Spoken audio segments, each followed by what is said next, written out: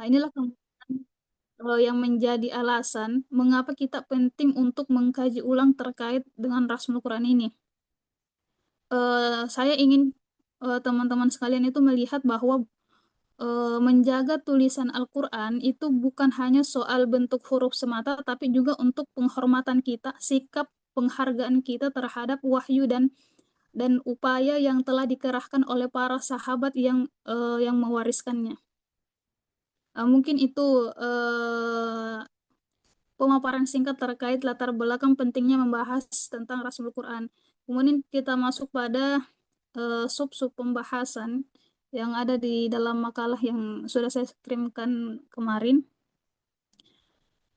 Untuk setiap bagian mungkin saya hanya akan memaparkan bagian-bagian pentingnya saja agar ini lebih ringkas.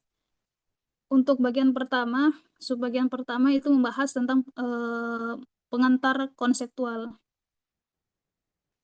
Eh, untuk pertama-tama, eh, mari kita mendudukkan istilah rasam Quran ini dengan melihatnya dari segi etimologis. Kata rasam itu secara etimologis bisa berarti sketsa. Rasam juga itu semakna dengan athar yang berarti jejak atau peninggalan. Nah, jika istilah rasam ini dibawa dalam konteks Al-Quran, maka rasam merujuk pada sistem penulisan khusus yang digunakan dalam sebuah mushaf, terutama yang dibakukan atau yang telah melalui proses standarisasi pada masa Khalifah Utsman bin Affan. Nah, kemudian sistem ini dikenal dengan istilah rasam Utsmani. Nah, rasam Al-Quran itu juga bukan sekedar cara bagaimana cara menulis huruf-huruf, tapi merupakan warisan metodologis yang sangat cermat eh, oleh para sahabat. Rasam Al-Quran itu memuat aturan tentang penambahan atau pengurangan huruf, juga kaidah-kaidah mengenai bentuk tulisan dan bahkan pemilihan kata berdasarkan variasi qiraat. Kemudian beralih pada subbagian kedua, yaitu terkait sejarah perkembangan Rasmul Quran. Sejarah perkembangan rasm ini, untuk lebih detailnya teman-teman bisa kembali membaca makalah saya. Tapi adapun hal-hal penting yang akan saya sampaikan, bahwa sejarah perkembangan rasm ini bisa dibagi ke dalam 4 fase utama. Yang pertama yaitu masa Nabi Muhammad SAW. Pada masa beliau, wahyu ditulis di berbagai media sederhana seperti batu, kulit, atau pelepah kurma dan media-media lainnya oleh para penulis wahyu.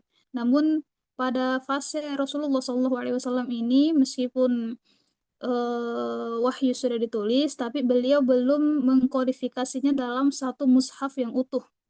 Karena alasannya itu karena pada saat itu penurunan wahyu masih sementara berlangsung. Kemudian fase kedua yaitu masa Abu Bakar As-Siddiq bersama dengan Umar bin Khattab. Nah, pada masa Abu Bakar As-Siddiq itu untuk pertama kalinya mushaf itu dikodifikasi, tepatnya pasca Perang Yamamah. Mengapa dikodifikasi pada saat itu? Sebab untuk menyelamatkan wahyu, karena bertepatan pada saat Perang Yamamah itu banyak penghafal Al-Quran yang gugur. Itulah kemudian yang menjadi alasan pertama kalinya mushaf dikodifikasi. Tapi pada masa Abu Bakar ini, meskipun mushaf sudah dikodifikasi, itu masih menjadi dokumen resmi negara, jadi disimpan sebagai dokumen resmi negara saja, belum disebarluaskan. Nah, pada awalnya itu mushaf yang dikodifikasi pertama kali ini disimpan oleh sahabat Abu Bakar. Kemudian setelah Abu Bakar wafat, diwariskan kepada Umar bin Khattab. Umar bin Khattab wafat, diwariskan kepada putrinya Hafsah binti Umar. Kemudian ya, fase ketiga yaitu masa Utsman bin Affan. pada masa beliau ini merupakan momen yang sangat penting karena terjadi konflik qiraat antar wilayah Islam itu sendiri. Maka kemudian dibentuklah tim kodifikasi baru dan lahirlah kemudian mushaf-mushaf dengan mushaf-mushaf standar yang kemudian disalin berdasarkan satu sistem penulisan. Itulah kemudian yang dikenal dengan Rasm Utsmani. Mushaf-mushaf lain yang berbeda dari Rasm Utsmani ini dimusnahkan untuk menghindari timbulnya fitnah. Kemudian ada fase pasca Utsman dan memasuki era modern seperti eh, kehadiran ulama seperti Abu Abu Amr Al-Dani, Al-Satibi dan ulama-ulama lainnya yang kemudian berupaya sistematisasi kaidah-kaidah rasam ini hingga memasuki di era digital seperti sekarang. Rasam ini tetap digunakan bahkan menjadi standar mushaf di berbagai negara termasuk Indonesia. Kemudian beralih pada subbahasan yang ketiga, yakni terkait kaidah-kaidah Rasam Utsmani. Eh, Pertanyaannya, apa saja kaidah utama dari Rasam Utsmani? Eh, karena mengapa ini penting dibahas? Sebab kaidah-kaidah Rasam Utsmani ini bukan sekadar persoalan tulis menulis, tapi bagaimana cara menjaga autentisitas teks wahyu, autentisitas teks wahyu. Terkait dengan kaidah-kaidah Rasam Utsmani ini, saya mendapat ada yang membaginya ke dalam 6 bagian, tapi ada juga membaginya ke dalam 7 bagian. Terkhusus dari dalam pembahasan makalah saya hanya menyebutkan 6 bagian dari kaidah-kaidah Rasam Utsmani. Yang pertama, singkatnya saja, poin-poin penting saja. Yang pertama ada al-badal, yaitu penggantian huruf. Kemudian yang kedua ziyadatul huruf atau penambahan huruf. Kemudian ada kaidah penghilangan huruf. Ada kaidah hamzah. Kemudian ada pemisahan atau penyambungan kata, dan yang terakhir pemilihan bacaan tunggal dari ragam bacaan yang sah. Nah, dengan adanya kaidah-kaidah ini cukup menyiratkan bahwa mushaf tidak ditulis secara serampangan atau secara ditulis secara sembarangan. Sebab setiap huruf, setiap bentuk bahkan itu merupakan hasil ijtihad kolektif oleh para sahabat yang mendapat bimbingan langsung oleh Rasulullah SAW. Kemudian sub bagian terakhir yakni mengenai urgensi ilmu rasem di masa kini. Sederhananya ada 3 aspek utama urgensi ilmu rasem ini mencakup 3 aspek utama. Yang pertama bisa dilihat dari sisi teologis, di mana ilmu rasem ini menjadi instrumen utama dalam menjaga orisinalitas Al-Quran atau keaslian Al-Quran. Kemudian dari aspek pendidikan dan tahfidz, di mana struktur rasem itu menentukan kualitas bacaan dan hafalan.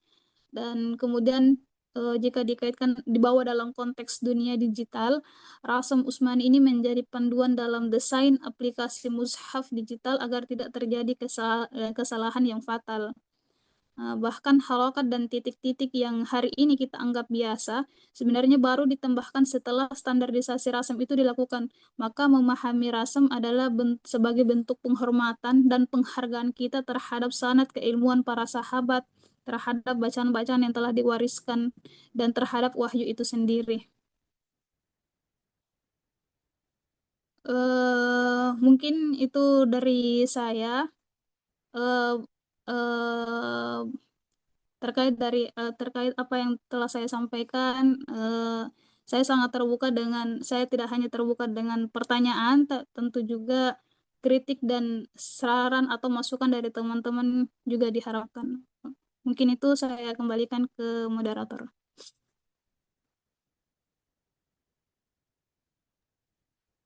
Baik, terima kasih pemaparan dari Saudari Aziza Fauzia Hamid.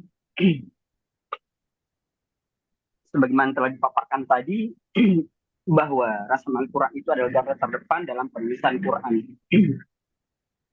Cara kita mencintai sahabat itu adalah dengan menjaga tulisan Al-Quran. Dan saya rasam Quran ini melalui beberapa fase Nabi Muhammad, fase Rasulullah Muhammad Shallallahu Alaihi Wasallam, kemudian fase Abu Bakar, dan kemudian fase Utsman bin Affan. Kemudian dari fase fase inilah rasam Quran ini sampai kepada era modern. Dan tentu saja dari rasam Al-Quran ini adanya kaidah-kaidah atau fondasi dalam menjaga keseragaman dan kualitas bacaan Al-Quran, yakni penggantian huruf, kemudian penambahan huruf, kemudian kaidah penulisan huruf hamzah, penghilangan huruf, pemisahan dan penyambungan kata, kaidah pemilihan salah satu bacaan. Ini kaidah-kaidah yang menunjukkan sistem penulisan mushaf itu telah diatur secara ilmiah demi menjaga keautentikan, keoriginalitas Al-Quran tersebut. Itulah yang telah dipaparkan tadi oleh saudari Fauzia Hamid, Aziza Fauzia Hamid, bahwa rasam Al-Quran itu adalah jejak peninggalan yang memiliki beberapa fase, kemudian ada beberapa kaidah dalam rasam Quran tersebut. Berangkat dari pemaparan tersebut, kami sebagai moderator akan membuka sesi tanya jawab kepada rekan-rekan sekalian, dan kami membatasi sesi pertanyaan pertama ini. Kalau masih ada waktu, kita akan berlanjut dengan 3 orang dulu. Baik, kami persilakan kepada rekan-rekan sekalian jika ada yang ingin bertanya.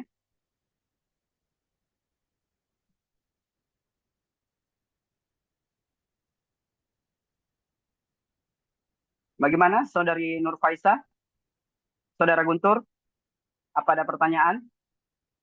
Muhammad Hasan, apa ada pertanyaan tentang rasam Quran ini?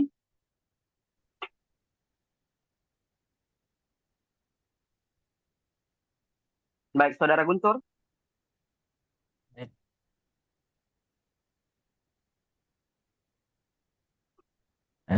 Terima kasih ya atas kesempatan yang diberikan kepada saya.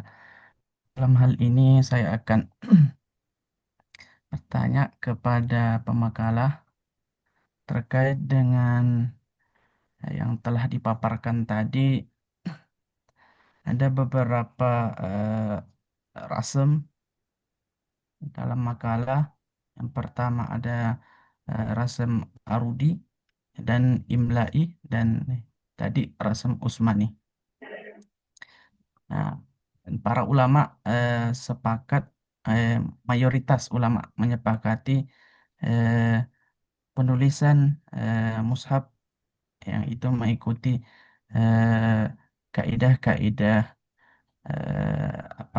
rasam usmani. Tanya saya kemudian, kenapa mayoritas ulama sepakat untuk mengikuti kaidah rasam usmani dibandingkan dengan rasam yang lain? Mungkin itu Oke, baik, saja, pertanyaan moderator. dari saudara. Saya kembali mempertegas dari pertanyaan saudara Muhammad Guntur, kenapa mayoritas ulama lebih sepakat terhadap kaidah rasmi Usmani ketimbang yang lainnya? Begitu kira-kira ya? Iya, betul sekali, moderator. Mbak,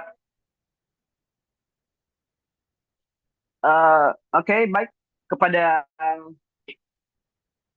Pemakalah itu tadi pertanyaan yang diajukan oleh saudara Guntur, yakni kenapa mayoritas ulama lebih memilih kaidah Rasam Usmani ketimbang yang lainnya. Kami ralat yang di awal kami izinkan bertanya 3 orang, kami ralat kemudian menjadi 2 orang saja karena ternyata selepas ini akan ada presentasi pemakalah berikutnya. Maka sisa pertanyaan yang bisa diajukan sisa 1 orang. Kami persilakan bagi rekan-rekan yang ingin bertanya. Muhammad Hasan, Nur Faisah, ada pertanyaan tentang Rasam Quran ini?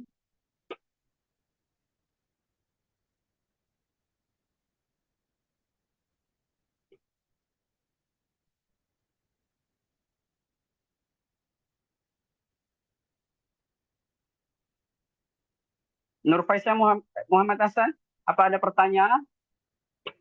Izin Apakah ada? Iya, apa? Kami persilakan. Iya, baik. Dalam makalah ini, Rasam Osmani dijelaskan sebagai satunya Islam Islam yang benar dan harus dipertahankan. Eh, Namun hampir tidak dibahas atau dari ulama lain yang mungkin punya pandangan berbeda. Pertanyaannya, mengapa penulis tidak mencoba menampilkan pandangan alternatif atau kritik terhadap Rasm Osmani? Bukan penting juga untuk menunjukkan bahwa tidak semua ulama sepakat secara mutlak agar kajiannya lebih seimbang. Gitu dari saya. Baik, kami kembali pertegas dari pertanyaan saudari Nur Faisah, yakni kenapa penulisan dalam makalah ini, utamanya dalam fase Usmani, tidak mengemukakan pandangan ulama lain? Bukankah ulama lain juga memiliki, tentu saja memiliki pandangan yang tidak mutlak sama pandangannya? Begitu kira-kira, saudari Nur Faisah?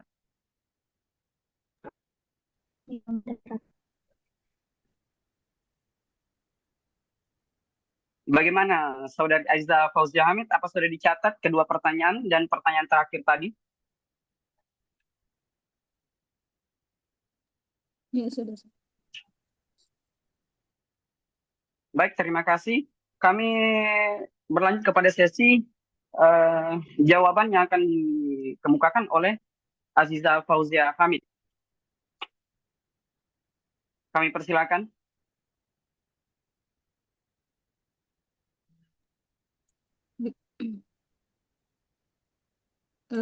Sebelum merespon, saya ucapkan terima kasih kepada apa namanya, antusias teman-teman yang mengajukan, yang telah melontarkan pertanyaan.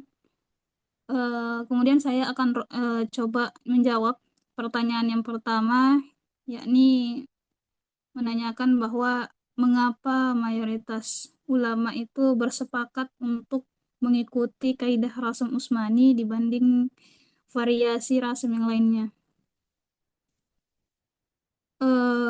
Sebelum itu saya ingin sampaikan bahwa jawaban untuk pertanyaan ini sebenarnya ada secara tersirat di dalam makalah, cuma mungkin karena tidak saya berikan poin khusus, eh, jadi saya akan menjelaskan kembali. Memang benar adanya bahwa mayoritas ulama itu bersepakat untuk mengikuti kaidah Rasm Usmani. Alasan yang paling utama yakni karena legitimasi historis, juga kuatnya sanad keilmuan Rasm Usmani ini sendiri. Selain itu, Rasm Usmani kan disusun pada masa Khalifah Utsman bin Affan melalui proses kolektif oleh segenap sahabat Nabi Shallallahu Alaihi Wasallam dan juga berdasarkan ijma para sahabat, termasuk juga di dalamnya itu para qori dan para penulis wahyu. Tentu saja Rasm Usmani ini dibanding dengan variasi rasm lainnya ini terkesan lebih otoritatif dibanding dengan sistem penulisan atau dibanding dengan variasi rasem yang lain. Eh, Selain itu juga penggunaan rasem Utsmani itu bukan hanya persoalan teknis, tapi merupakan bagian dari mengikuti kesepakatan para sahabat yang disaksikan langsung oleh generasi terbaik Islam. Mungkin itu dulu yang bisa saya sampaikan sebagai respon dari pertanyaan Saudara Guntur.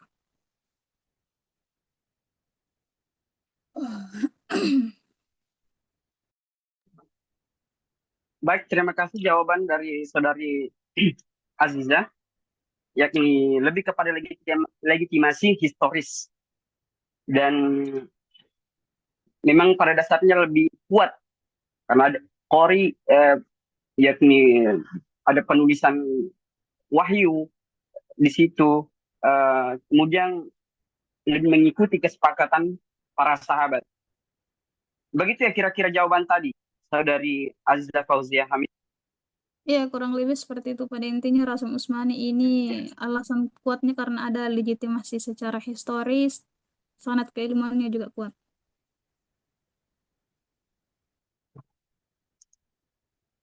Baik, itu jawaban yang telah dikemukakan. Bagaimana tanggapan dari Saudara Muhammad Guntur?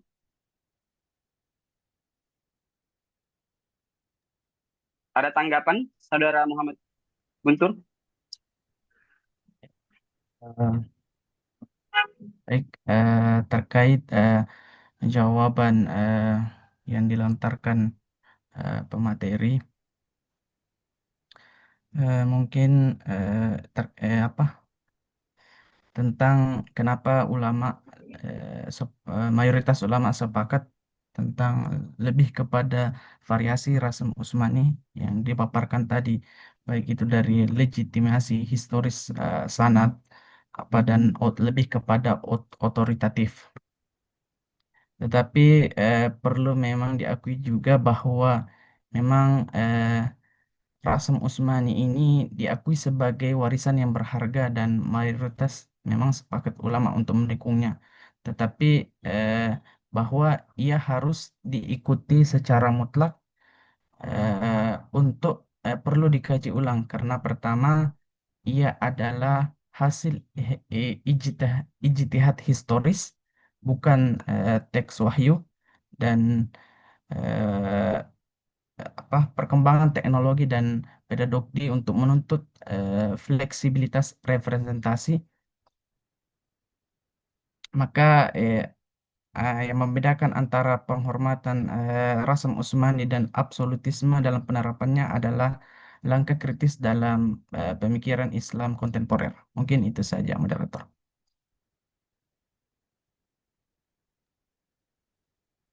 Baik, pernyataan dari Saudara Guntur yakni tidak mutlak harus diikuti karena Rasem Utsmani ini hasil ijtihad historis. Bagaimana Saudari Fauzia Hamid mengenai tanggapan dari Saudara Guntur? Ya, saya sebenarnya juga sependapat dengan apa yang diutarakan oleh Saudara Guntur bahwa jenis Rasem Utsmani ini tidak kan mayoritas artinya sebagian besar, berarti ada sebagian kecil ulama yang juga mengusulkan alternatif jenis rasem yang lain. Jadi tidak semua ulama mengikuti jenis rasem ini, tapi ada juga sebagian kecil ulama yang menggunakan rasem yang lain. Jadi saya juga sependapat dengan Saudara Guntur.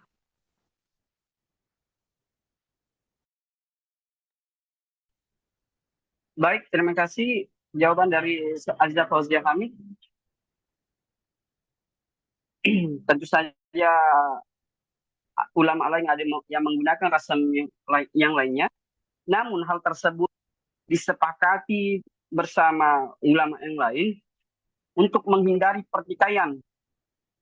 Karena kalau semua memegang argumentasi bahwa rasam ini hanya ini yang benar, maka terjadilah konflik. maka adanya itu ijtihad untuk membuat kesepakatan. Namun tentu saja hal tersebut memang tidak menjadi mutlak, karena ada juga ulama yang lain. Cuman ini untuk menjaga agar tidak terjadi konflik. Baik, saya kira cukup untuk pertanyaan pertama. Pertanyaan kedua tadi dari saudari Nurfaisa, silakan kepada Aziza untuk menjawab. Ya. Untuk pertanyaan kedua, saya akan coba menanggapi. Mungkin sederhana ringkasnya saudari Nurfaisa menanyakan bahwa mengapa saya tidak mencantumkan pandangan ulama yang mungkin menolak penerapan Rasm Utsmani dalam mushaf. Oke, sebelum masuk pada pertanyaan inti, saya coba jawab dulu.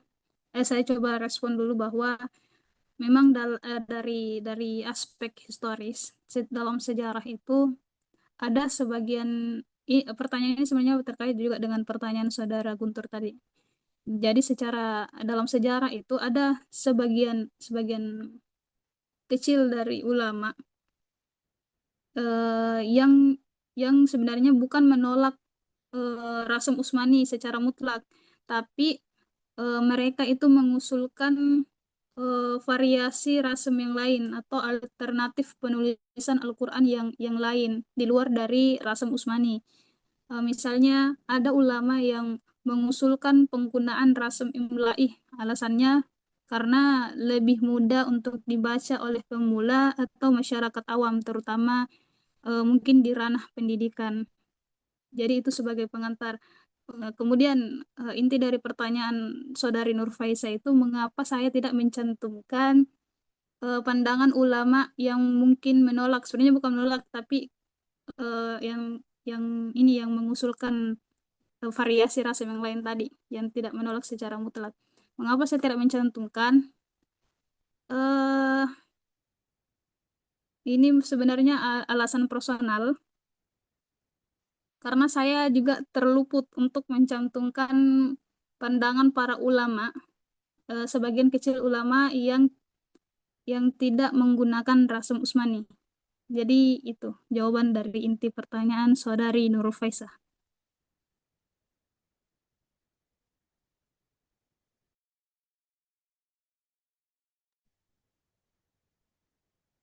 Baik, terima kasih jawaban dari Aziza, bahwa sebagian ulama itu bukan menolak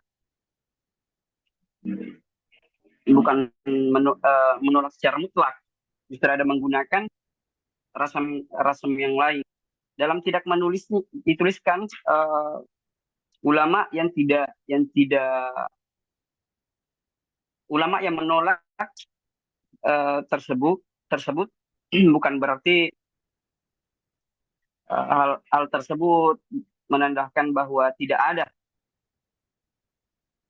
hal tersebut seperti yang dikemukakan luput dari Aziza Fauzia Hamid ini, luput dalam penulisan tersebut. Jadi ada ulama tersebut yang menolak dengan memakai rasam yang lain seperti imla'i dengan adanya alasan untuk kemudahan. Jadi setiap apa nih pilihan ulama tersebut demi untuk kemaslahatan, tidak ada untuk kepentingan pribadi, maka kepentingan yang dilakukan tersebut, makanya itu terciptalah ijtihad untuk kemaslahatan juga yang dilakukan oleh ulama. Demikian dari jawaban Fauzia Hamid. Apa ada sanggahan dari Nur Faisah?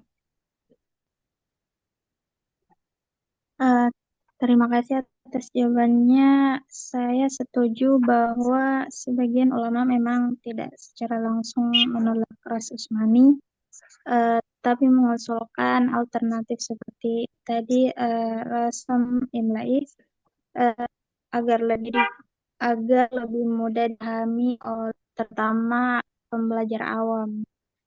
Namun saya tadi hanya menyoroti makalah ini bahwa terkesan ditampilkan seolah-olah hanya Rasam Osman yang sah dan tak terbantahkan. Eh, tapi jika pemakalah ini tadi eh, alasan personal, ya, eh, eh, baik, saya terima alasan dari pemakalah. Terima kasih. Baik, terima kasih pernyataan tadi. Cukup bagus bahwa dikhawatirkan menimbulkan seolah-olah Rasam Usmani adalah yang terbaik dari rasam yang lain. Makanya ditanyakan kenapa tidak dipaparkan rasam dari ulama yang lain.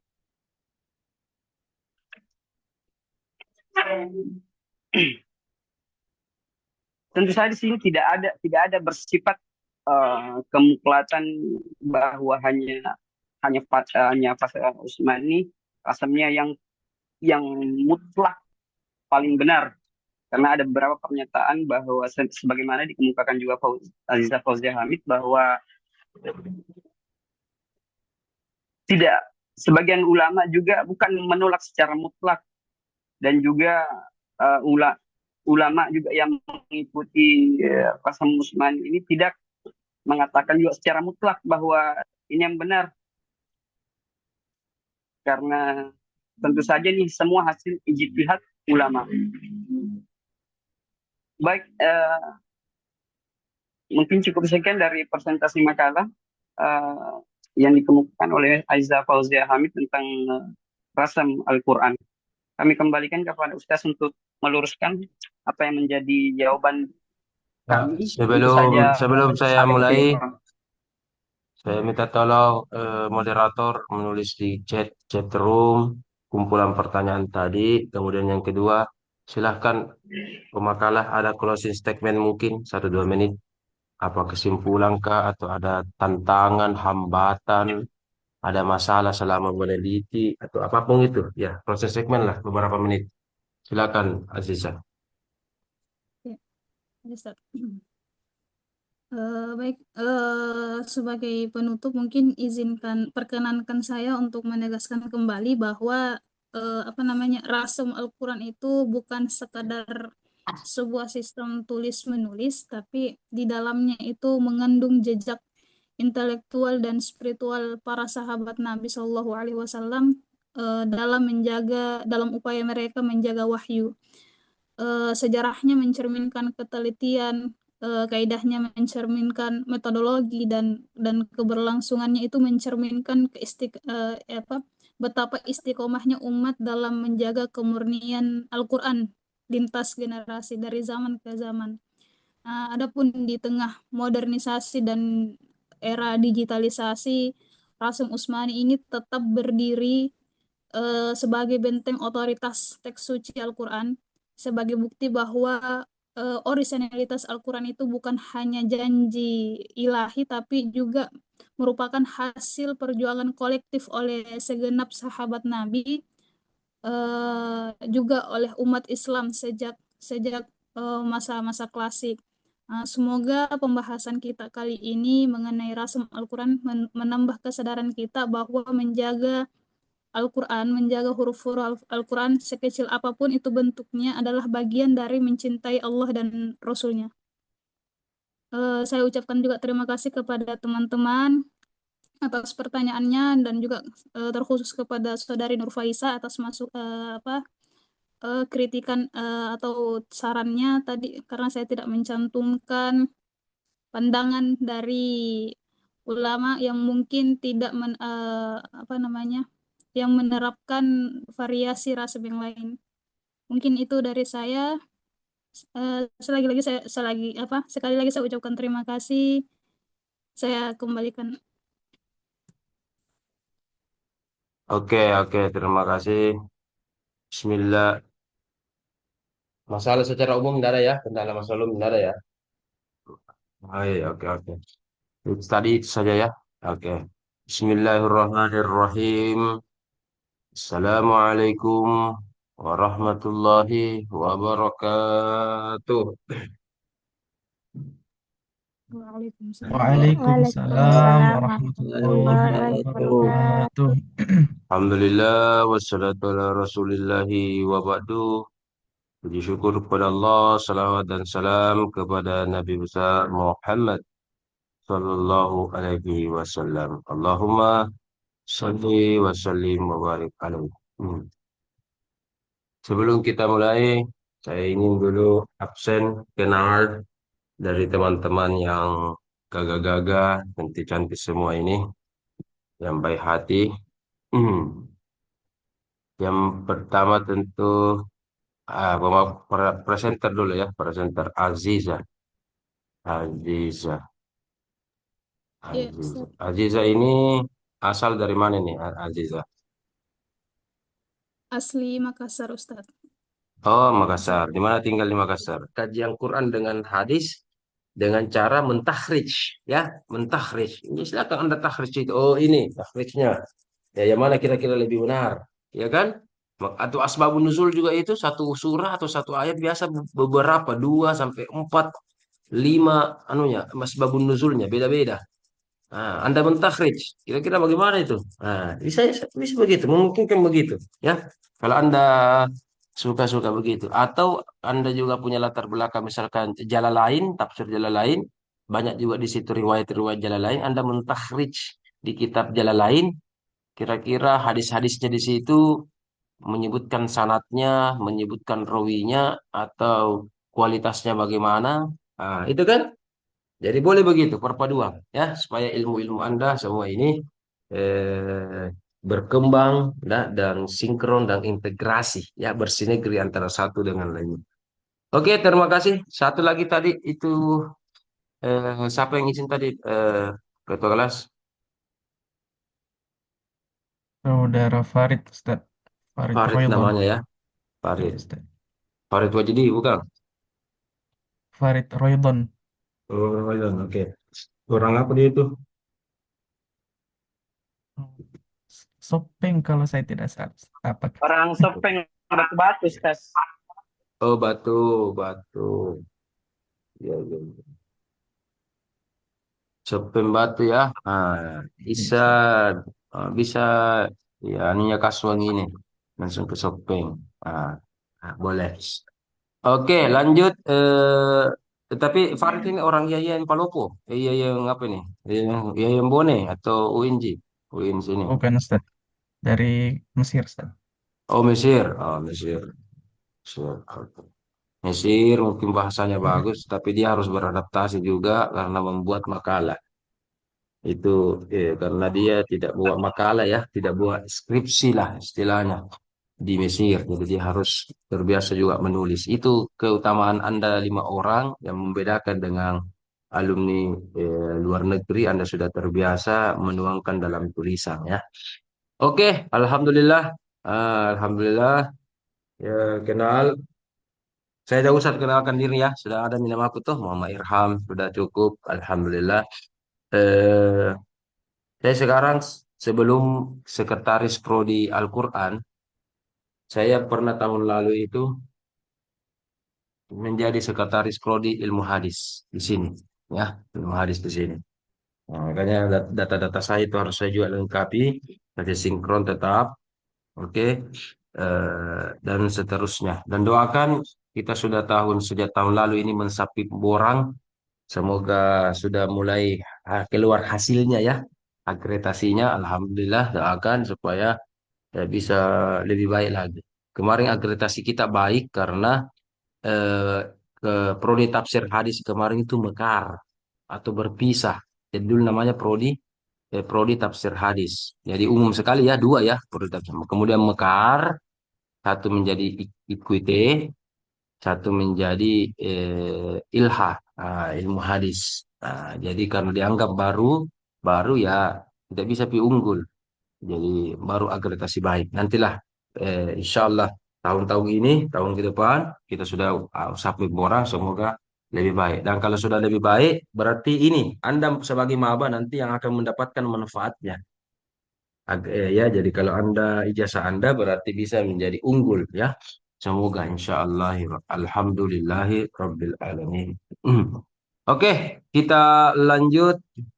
Saya mau Aziza tampilkan dulu makalah tak. Kalau begini satu saja dulu ya. Tapi minggu depan siapkan juga makalah setelah ini, munasabah dengan makalah seterusnya. Nah, ini mungkin karena ada pengenalan di awal, ya oke lah. Mungkin saya ambil beberapa menit bagi yang. Oke, mana, mana, mana, mana, mana, mana tampilan. Oke, yang pertama dari sampul saja ini Aziza dan semuanya ya tidak sesuai dengan pedoman. Nah, tidak disesuaikan dengan pedoman KTI yang semestinya. Nah, dari sini. Oke. Nah, saya mau tanya Aziza, Anda sudah download tidak? Anda sudah download tidak eh, pedoman, semua pedoman yang ada di webnya UIN itu? Ada 4 variabel. Sudah download atau belum? Pedoman Hmm. yang Ah, sudah atau tahun belum? 2023, Ustaz. Eh, Bukan hanya pedomannya, tetapi oke, Kak. Oke, saya mau ini tidak terulang sehingga besok-besok sudah benar. Silakan dulu stop dulu Aziza. Saya juga mau akan share. Oke. Kalau Anda buka di web cukup saja kalau Anda tahu webnya UIN cukup saja tulis itu eh, web UIN. Nah, ada di sini UIN Alauddin Aceh ini. Oke, kemudian Anda scroll sampai dapat ini, teman. Ini empat-empatnya, ini empat-empatnya Anda harus empat-empatnya Anda harus download. Yang PDF itu cuma yang warna hijau ini. Ini pedomannya. Tapi ada template-nya juga. Lihat. Dan ini juga penting, template kosong. Template kosong. Dan tadi yang saya katakan, sudah ada contoh-contoh sampul, contoh daftar isi, ini, lampiran dan contohnya ada itu semua di situ. Nah, ya. Nah, ada contohnya itu. Nah, ketika Anda download, isinya ini. Coba lihat. Jadi Aziza dan kawan-kawan, tidak buat pakai sampul. Ada contohnya itu sampul. Ya, oke. Besok-besok mau lagi buat pengisahan-pengisahan apa. Alhamdulillah. Skripsi misalkan atau tesis. Nah, di sini ada contohnya. Mau hasil, mau ujian tutup. Jadi ada orang kan baru mengetik atau copy paste anunya senior, anunya teman. Nah, ini tidak, sudah ada di sini, coba lihat. Ya, tesis juga ada, skripsi ada, sudah ada contoh di sini. Ya. Nah, daftar isi jangan juga buat daftar isi. Ada contohnya daftar isi di sini. Ya.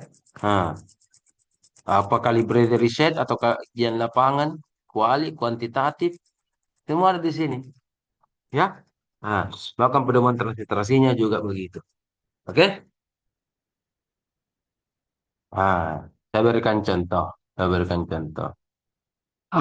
Sekarang bedakan tampil mini sampulnya tampil nih. Nah, sekarang bedakan sampul yang dikirim Aziza dengan ini. Beda. Ini sudah ada jaraknya, spasi-spasinya, iya kan, besar kecilnya, tebalnya. Nah, oke. Ada bol atau tidak. Nah, sudah ada. Nah, dan seterusnya. Tinggal Anda nanti ganti data Tidak, Anda. Kenapa? Belum tampil maaf Ustaz, Ustaz. tidak ada tampil Ustaz. Oh, tidak ada tampil. Apa aja tampil tadi? Webnya aja. Iya, webnya aja. Nah, nah, ini nanti isinya nanti itu ada isinya di sini semua. Itu tadi yang saya tadi katakan untuk lampiran ini semua isinya, ya di sini itu banyak di sini lengkap. Nah, kalau kita buka satu lagi, misalkan contoh sampul, nah sampul gini. Sekarang bandingkan. Sampul yang dibuat Aziza dengan ini di template, di lampiran template. Coba. Mulai dari logo UIN-nya, besar atau kecil. Tidak usah Anda kasih besar, kasih kecil. Sudah ada di sini.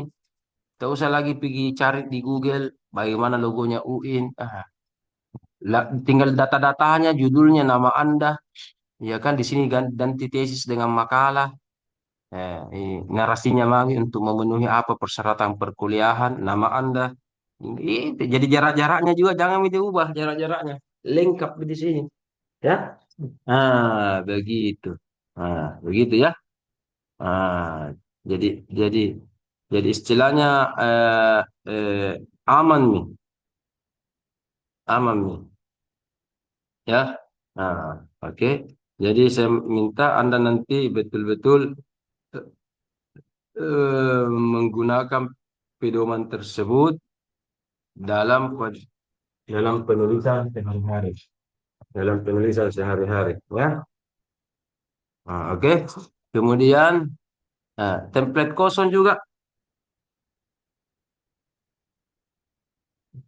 template kosong juga itu juga harus Anda download. Kenapa template kosong itu Anda harus download?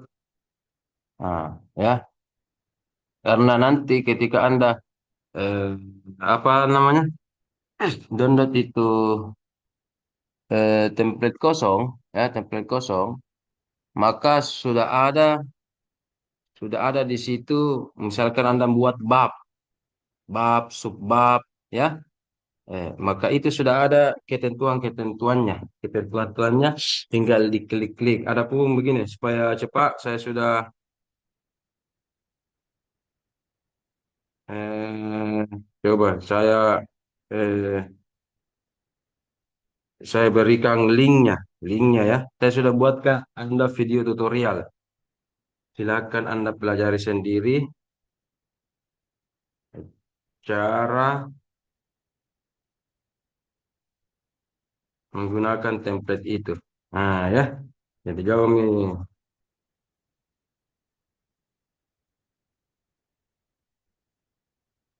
Pelajari sendiri. Kalau jelaskan lagi lama lagi.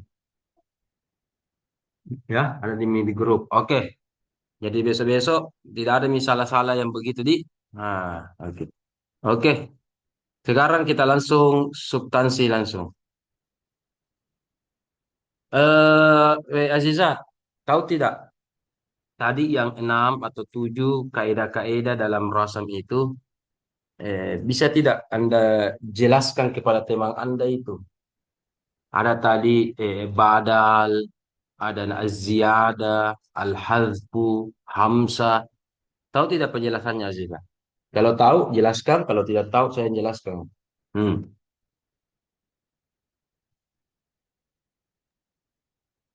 Hmm. Tahu tidak penjelasannya itu, Aziza? Tidak, Ustaz. Tidak. Iya, Hmm. untuk lebih detailnya enggak, Ustaz. Oke. Yang pertama saya tanya, Aziza, apa itu yang dimaksud badal? Badal berarti ganti. Jadi maksudnya menulis baru badal. Apa maksudnya itu badal? Badal baru diganti. Apa ya diganti? Gitu. Ziyadah ditambah berarti tambah-tambah huruf. Al-hasbu dikurangi huruf. Maksudnya bagaimana itu, Aziza? Tahu tidak? Coba. Bisa dijelaskan? Yang Hmm? Hmm, hmm, hmm. yang di anu, Ustaz, yang diganti, yang ditambah dan yang dikurang itu huruf-huruf tertentu, Ustaz. Hmm. Bisa kasih contoh?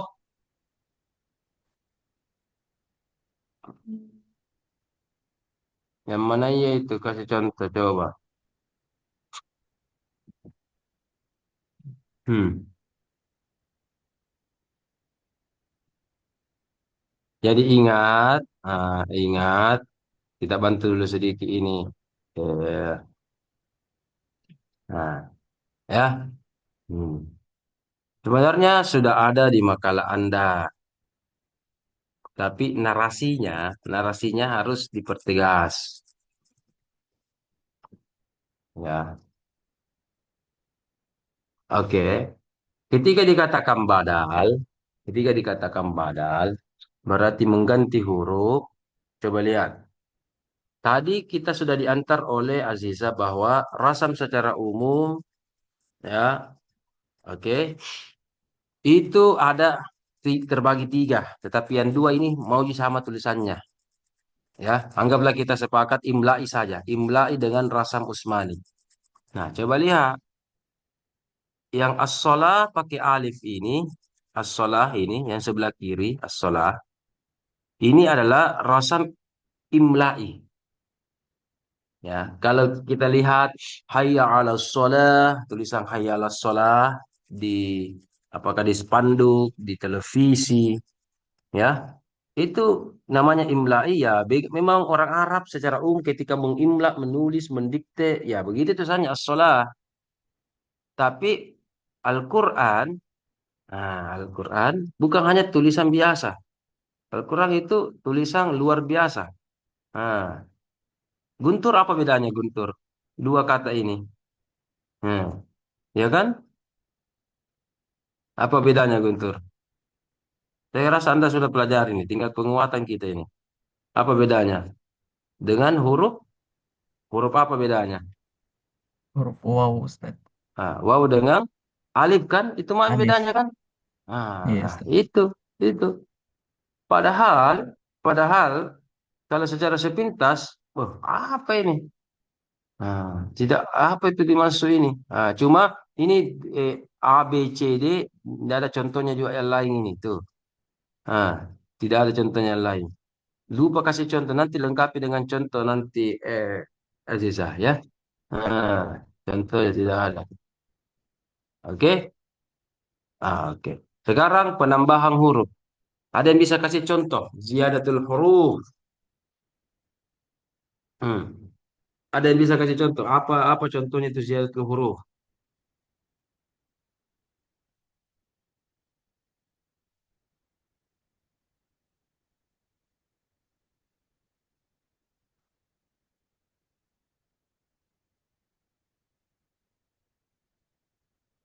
Mana? Ada yang bisa kasih contoh? Hmm. Terutama yang dari tafsir kemarin. Ziyadatul huruf itu rasamnya apa contohnya? Dalam Al-Fatihah, Al-Baqarah banyak itu contohnya. Hmm. Zalikal kitab, Ustaz. Yang mana? Yang zalikanya. Iya, Ustaz. Memang kalau zalika begitu tulisannya kalau zalika. Zal Zalika ya, memang begitu tulisannya zalika. zalika itu. Tidak. Memang begitu tulisannya. Yang Anda maksud itu Ustaz Guntur Alkitab. Jadi Iya, yang Ustaz. Anda maksud itu Alkitabnya. Alkitab. Ya, kitab memang bukan begitu tulisannya, ya. Kalau di rasam imla'i yang biasa tulisannya kitab itu al kitab ka ta baru alif kitab, ya kan? Oke. Oke. Kali ini bagaimana? Tidak. Tidak ada, ya. Tidak ada. Nah, nah. Saya berikan contoh. Saya berikan contoh. Oke. Kita langsung ke contoh misalkan surah Al-Fatihah. Hmm.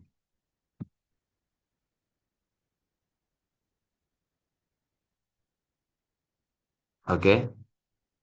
Yang saya garis bawahi adalah tulisan yang beda antara imla'i dengan Usmani. Rasam imla'i dengan rasam Usmani. Adapun yang lain secara umum sama, ya.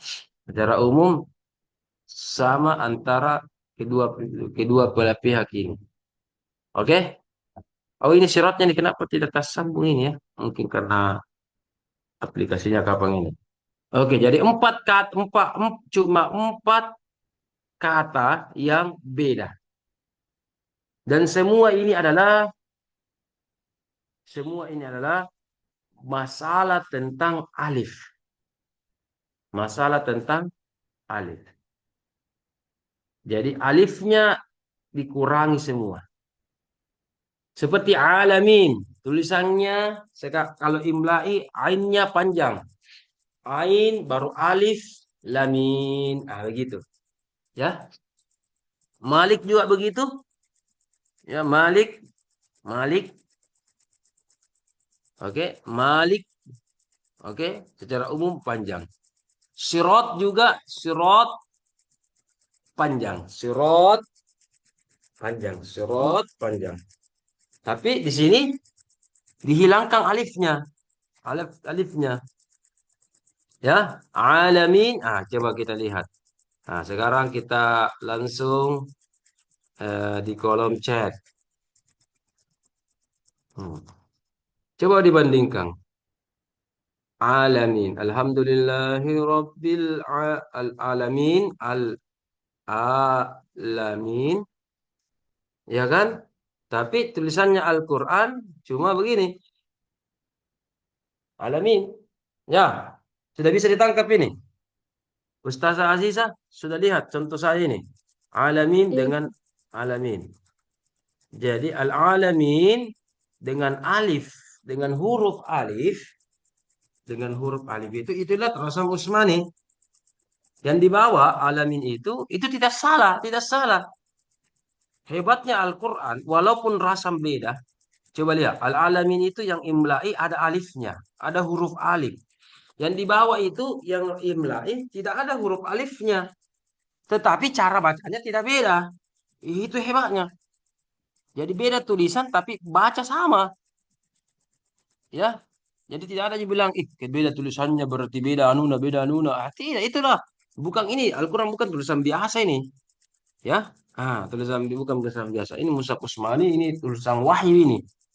Jadi alamin dikasih panjang. Ya, dikasih panjang begitu. Rasam Usmani. Oke. Kemudian yang lain adalah Rasam imla'inya.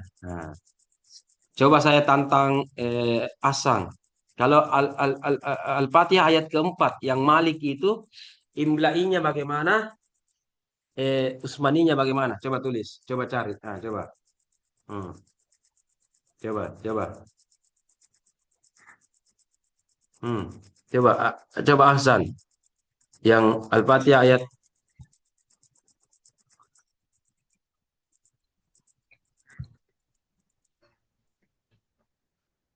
ayat keberapa, Ustaz? Ayat keempat. Ayat keempat.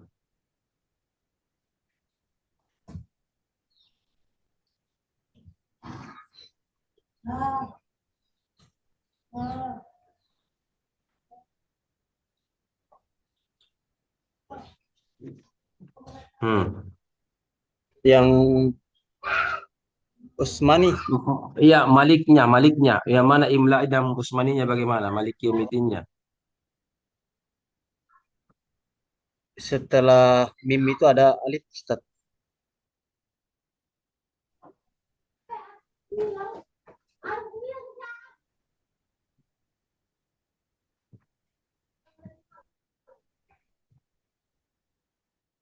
Mana? Coba tulis. Seperti contoh yang saya berikan tadi. Coba tulis. Supaya lebih mantap. Coba tulis. Semoga bisa kibat.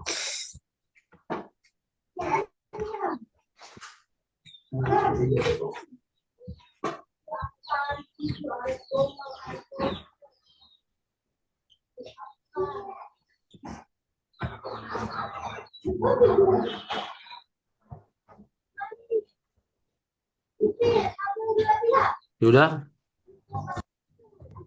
Sebentar, Ustaz.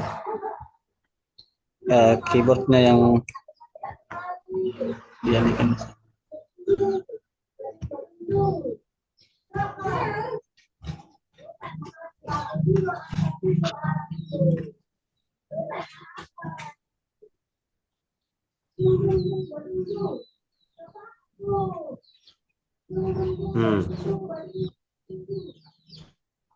Yang lain ada yang bisa bantu? Yang ada yang bantu bagaimana penulisan-penulisannya itu?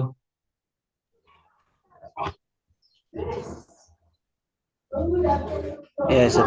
Nah, keyboardnya di sini bermasalah, Ustaz. Untuk Oh gitu, ya, diarahkan. oke. Ya. Temannya bisa ada yang bantu lagi?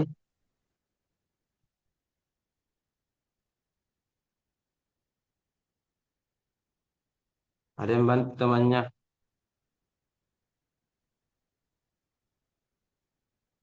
Itu kayak di kolom chat, Ustaz.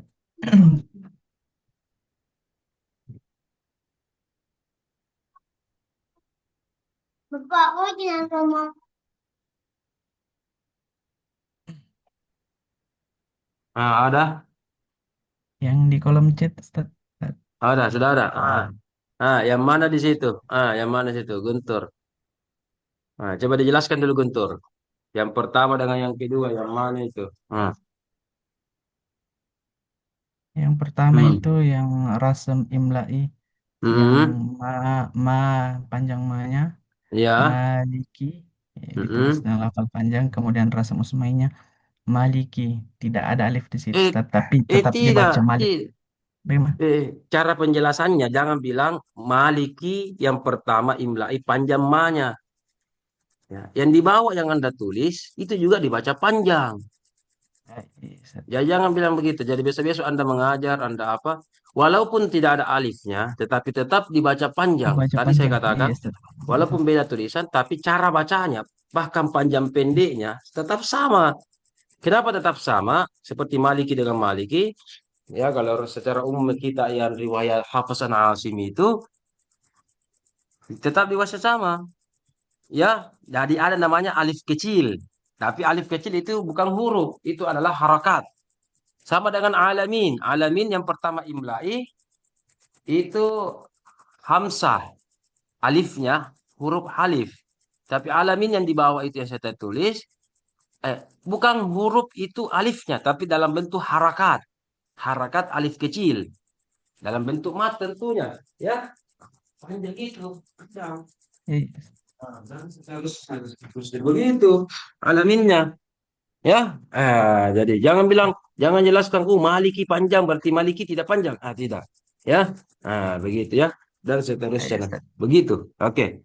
Sebelum kita lebih lanjut, saya sudah persiapkan materi tentang rasam itu. Nah, coba lihat baik-baik. Ini tidak ada di Google ini. Hmm. Ketika Anda membuka, misalkan nih, surah Al-Baqarah, baru ayat keempat ini. Ya, ayat keempat. Di sini Anda akan tentang menjumpai tentang 10 bidang keilmuan. Kalau yang lain kalau tidak mengerti nanti saya jelaskan. Yang pertama menurut rasamnya, coba lihat ya. Jadi luar biasa ini Al-Qur'an. Yang mana itu rasam Quran, rasam di sini? Coba lihat rasam Quran yang warna merah, kemudian garisnya warna abu-abu begini. Ya, abu-abu begini. Nah, nah. Ya, sudah lihat semua, sudah lihat.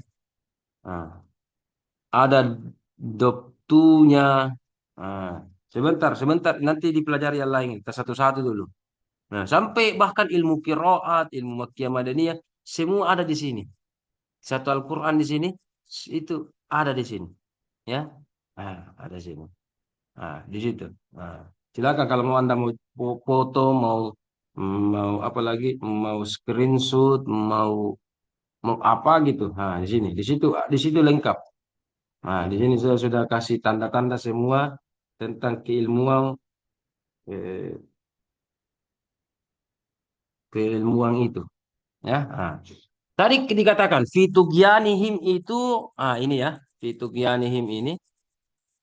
Kenapa saya katakan tadi itu bagian dari rasam Al-Quran.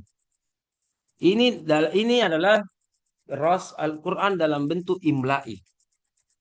Ya, imla'i. Saya masih pernah melihat secara langsung Al-Quran yang memang dicatat imla'i. Terutama cetakan-cetakan dari India itu hari, atau kalau di Indonesia itu namanya Kudus yang lama. Itu memang cetakannya kurang lebih begini. Ini Fitukianihim panjang ya. Fitukianihim panjangnya itu dengan alif, dengan huruf alif. Kalau Rosam Usmani, coba, siapa tahu Anda punya mushaf di Quran Anda di situ sekarang. Ingat kalau kita belajar studi Quran itu, jangan lupakan Quran di tangan Anda. Coba, apakah aplikasi atau memang mushaf cetakan? Coba lihat di ayat ini, ayat 15 yang saya ambil. Nah, oke, bagaimana tulisan di mushaf Al-Quran Anda? Fitukianihimnya? Saya pastikan beda. Karena di tangan Anda itu sudah menggunakan rasam yang Usmani. Saya berikan contoh ini, ada juga cetakan, beberapa cetakan, walaupun sedikit. Di Indonesia itu sudah jarang sekali. Itu pun kudus, saya katakan tadi kudus lama. Tapi cetakan kudus yang baru sudah Mushaf Usmani semua. Ya. Nah, itu ada asal-usulnya itu. Kenapa Al-Quran di Indonesia ada juga beredar yang Quran Mushaf Imlainya. Kenapa ada beredar? Itu ada anunya. Nanti kita sejarahnya. Sudah lihat Fituk Yanihim? Nah, sudah lihat. Bagaimana Kaswang? Apa perbedaannya Al-Quran Anda dengan lembaran mushaf, salah satu mushaf yang saya berikan kepada Anda?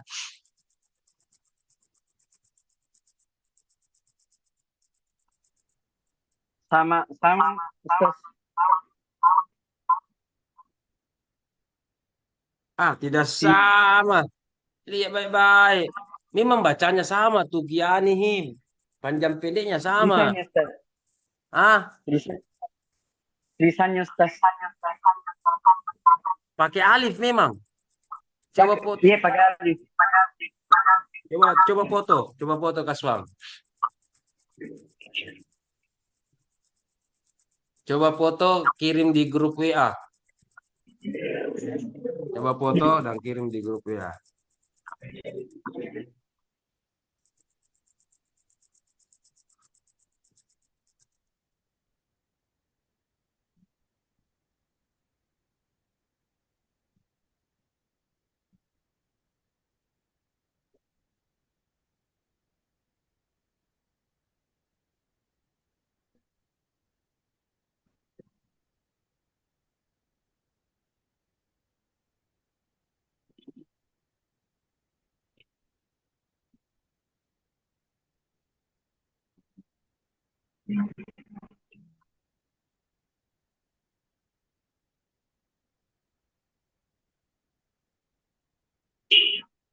Nah, itu Gianihim kan? Oh, oke, bagus. Baru cetak berarti bagus. Cetakan Anda persis sama. Ya, cetakan Anda persis sama, bagus. Ada Kalau di mushaf saya berbeda, yang Ustaz. beda. Saya, Siapa Ustaz. beda? Asam. Ya, Asam beda. ya Ustaz.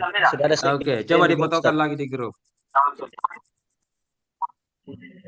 Ya, sudah ada saya. Di grup. Bagus. Beda betul kan? Acang. Beda. Beda kan? Beda. Kemudian lihat lagi yang dipoto oleh Kaswang dengan kata-kata allazina amanu. Ya, alladzina amanu. Coba yang dipoto Hasan dengan Kaswan tadi sama tidak? Kata-kata alladzina amanunya, penulisan hamsanya. Ya, coba lihat. Hasan bisa jelaskan. Yang Anda foto itu alladzina amanu dengan alladzina amanna. Tulisannya bagaimana? Iya, Ustaz, Alladzina berbeda. amanu yang difoto oleh Kaswan tulisannya bagaimana? Kalau yang saya foto ini, Ustaz, dia di belakang Hamzah itu ada alif. Berpisah dengan alif. Hamzah dengan alif berpisah. Berpisah. Oke, Nah, yang bagus. ini Kaswan dia pembacaannya bentuk anunya dia ada tanda baca di atas, Ustaz. Di atas. Begitu. Ya. Aziza, bagaimana penjelasannya Aziza kalau ada dua begitu?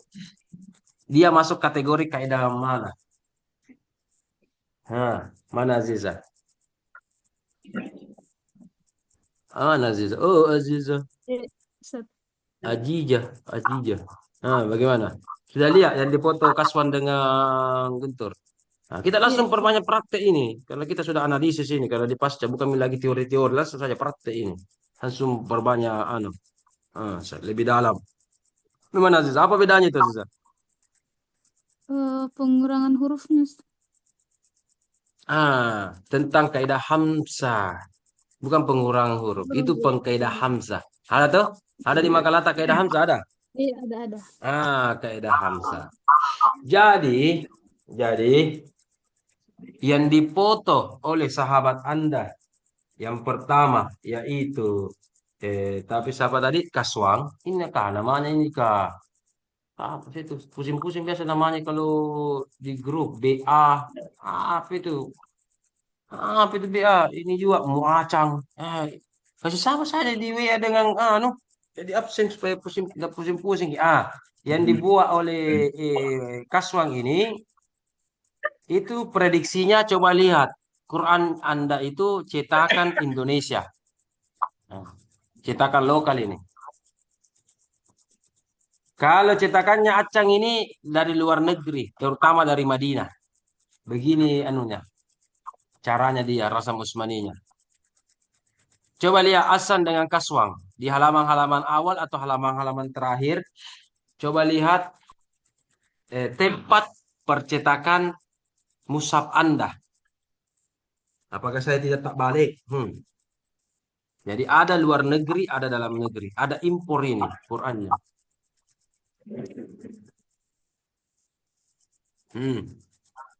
Sudah lihat? Asang. Kurang Anda, kurang apa, Sang? Sudah, Ustaz.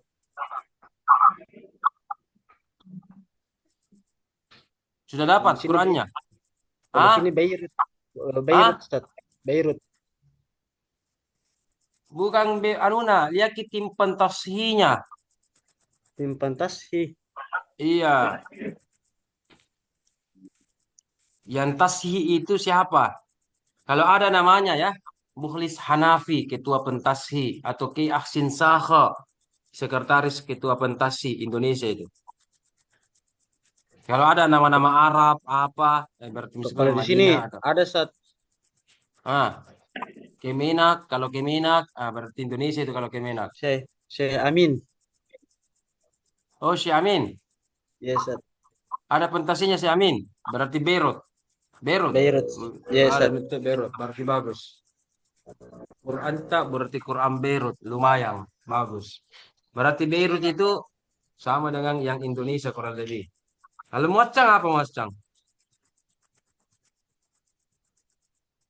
Muacang bedeng. Cocok ya? Cocok saya bilang ya. Jadi Muacang tadi yang luar negeri, bagus, cocok. Oke. Cocok nih. Muacang itu yang luar negeri. Kalau ini dalam negeri nih Kaswang. Jadi Kaswang, bagaimana Kaswang? Sudah dapat? Kaswang ini anunya luar negeri, dalam negeri nih. Kalau begini dia modelnya. Sudah dapat pentasinya? Acan nanti coba foto nanti di grup foto. Foto ya.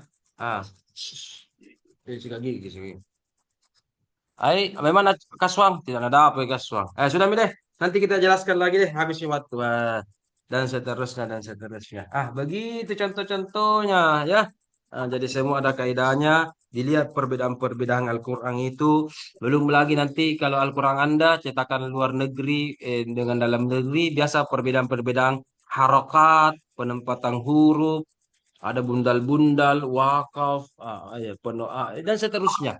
Ya, itu ada anunya semua itu rumus-rumusnya. Jadi setiap negara memiliki tim pentasi Al-Quran beda-beda masing-masing, ya, beda-beda.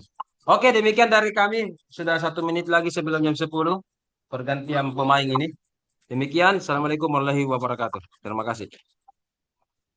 Waalaikumsalam warahmatullahi wabarakatuh. Waalaikumsalam warahmatullahi wabarakatuh. Terima kasih.